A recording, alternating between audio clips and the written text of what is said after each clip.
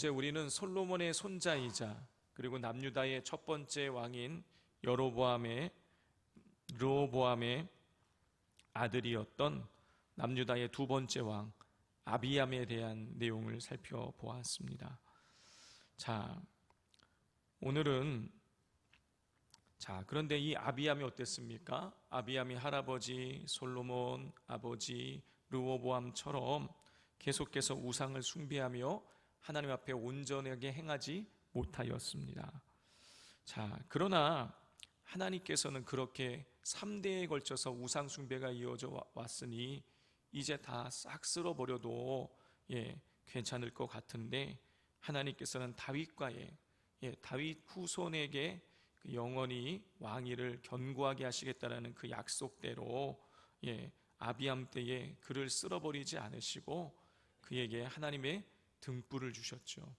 이 등불이라는 것은 진짜 눈에 보이는 등불이 아닌 것이죠. 하나님의 약속과 그리고 하나님께서 주시는 소망을 상징한다고 말씀드렸습니다. 그것이 뭐였습니까? 아비암의 아들 아사였습니다. 하나님께서 아비암에게 아들을 통해서 이 나라가 견고하게 만들게 하시겠다라는 약속을 주셨죠. 오늘 본문에 보면 이 아사왕, 남유다의 세 번째 왕에 관한 내용이 나옵니다. 이 10절을 보면 이 아사왕이 무려 41년 동안 왕위에 있었다라는 것을 우리가 알 수가 있습니다. 그러면 이 아사는 41년 동안에 나라를 어떻게 다스렸을까요? 11절 같이 읽겠습니다. 아사가 그의 조상 다윗같이 여호와 보시기에 정직하게 행하여. 아사는요, 여호와 보시기에 정직하게 행하였습니다. 그래서 이 12절을 보면 그는 남색하는 자를 남유다에서 쫓아냈다라고 기록하고 있어요. 아버지 르호보암 때에, 그리고 할아버지 르호보암 때에, 그리고 아버지 아비암 왕 때에는 남색하는 자들이 있었어요. 여기서 남색하는 자들이란 단순히 동성애하는 자들을 나타내는 것이 아니라고 말씀을 드렸었죠. 이 남색하는 자들이란 우상의 산당에 있는 남자 창기를 의미하는 것입니다. 그러니까 이 남색하는 자를 없앴다라는 것은 우상을 없앴다라는 그런 뜻인 거예요. 아사가 얼마나 이 우상 숭배를 철저히 뿌리 뽑으려고 했었는지는 13절을 보면 알 수 있어요. 13절 함께 읽겠습니다. 또 그의 어머니 마아가가 혐오스러운 아세라상을 만들었으므로 태우의 위를 폐하고 그 우상을 찍어 기드론 시냇가에서 불살랐으나.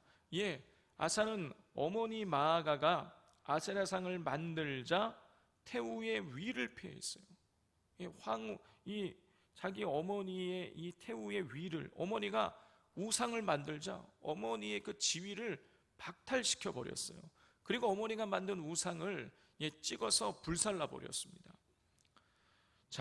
이렇게 철저하게 이 우상을 뿌리 뽑으려고 하는 이런 몸부림이 아사 왕에게 있었습니다. 아사 왕은 11절에 기록된 대로 다윗과 같이 여호와 보시기에 정직하게 행하려고 애를 썼어요. 그런데 이 16절을 보면 이 아사가 16절 이하의 말씀을 읽어보면 아사가 완전하지는 않았다라는 것을 우리가 알 수가 있습니다. 이 두 가지의 모습을 우리가 통해서 그 아사가 하나님 앞에서 완전하지는 않았다라는 것을 알 수가 있는데, 첫 번째는요, 위기 상황에서 하나님이 아니라 사람을 의지하는 것이라는 것이죠. 아사가 즉위했을 때에 북이스라엘의 왕은 누구였냐면 여로보암 왕이었어요. 북이스라엘의 첫 번째 왕이 여로보암이었어요. 아사 왕은 남유다의 세 번째 왕이죠. 북이스라엘의 첫 번째 왕 여로보암이 오랫동안 왕이 있었던 거예요.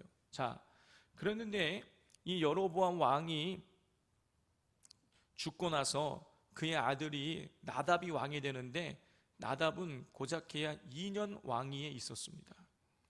그리고 이 나답은 자기의 이 군대를 담당하고 있던 신하 바하사에 의해서 제거가 돼요.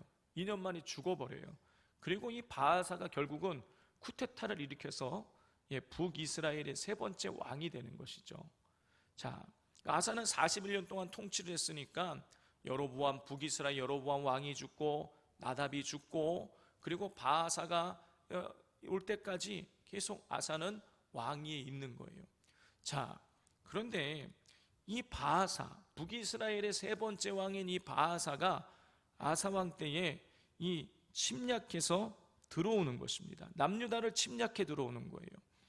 자, 그러면 이렇게 우상 숭배를 뿌리 뽑으려고 하나님 앞에서 정직하게 했던 이 아사라면 이때 어떻게 해야 되겠습니까?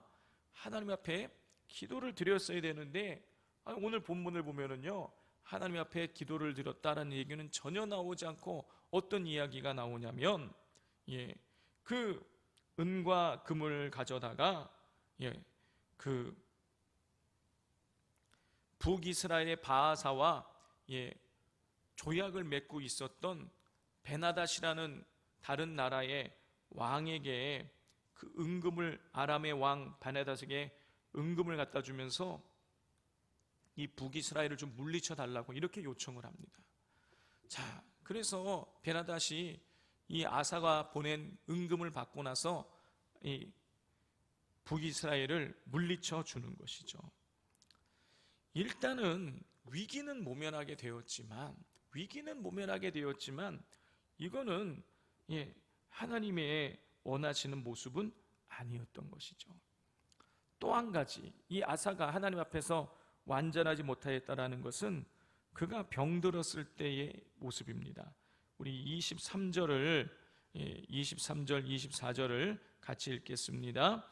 아사의 남은 사적과 모든 권세와 그가 행한 모든 일과 성읍을 건축한 일이 유다 왕 역대 지략에 기록되지 아니하였느냐. 그러나 그는 늙음하게 발에 병이 들었더라.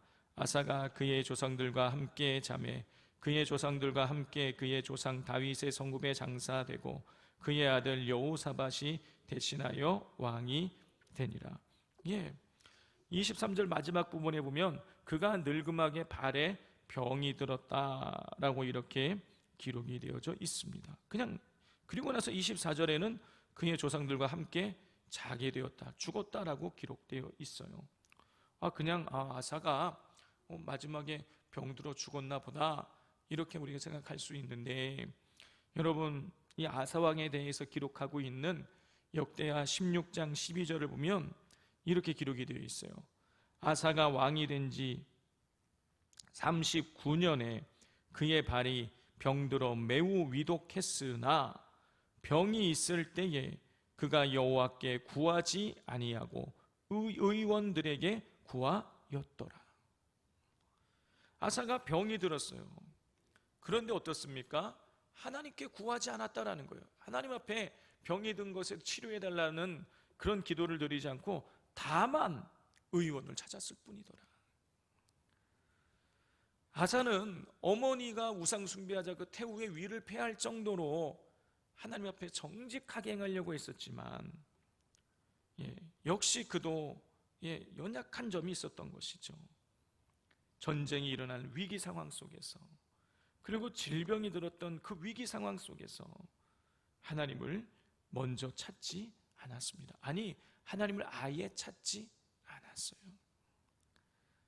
아사는 분명 할아버지, 아버지 우상 숭배하던 그 모습보다는 훨씬 나은 모습이죠. 우상을 제거하려고 그렇게 몸부림을 쳤으니 하나님 보시기에 신실한 사람이면 틀림이 없습니다.